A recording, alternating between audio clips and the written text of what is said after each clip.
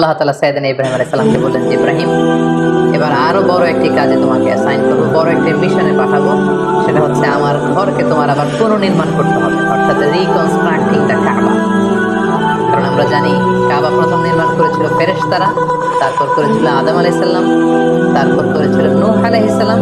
কিন্তু নূহ আলাইহিস সালামের মহাপ্লাবনে কাবা ধ্বংস হয়ে গিয়েছিল। সেটাকে আবার পুনর্নির্মাণের জন্য আল্লাহ তাআলা সাইয়েদনা ইব্রাহিম আলাইহিস সালামকে বললেন আবার মাইগ্রেট করো ফ্রম প্যালেস্টাইন টু মক্কা। আমরা যদি সাইয়েদনা ইব্রাহিম আলাইহিস সালামের জীবনে দেখি, কতবার যে তিনি মক্কা থেকে ফিলিস্তিনে এসেছেন, আবার ফিলিস্তিন থেকে 1200 কিলোমিটার পথ পাড়ি দিয়ে তিনি মক্কায় গিয়েছেন। তার কোনো ইয়ত্তা নেই। তিনি কাবা নির্মাণের জন্য গেলেন এবং সন্তান ইসমাইলকে নিয়ে কাবা নির্মাণ করলেন। আল্লাহ তাআলা বলেন ওয়াইদ বাওয়ানা লিইব্রাহিমা মাকানাল বাইত, আমি ইব্রাহিমকে I pointed out for Ibrahim the side of the house, Kaaba ঘরের সাইডটা আমি দেখিয়ে দিলাম। এটা কতটুকু উঁচু হবে, কতটুকু দৈর্ঘ্য হবে, কতটুকু প্রস্থ হবে, তার সব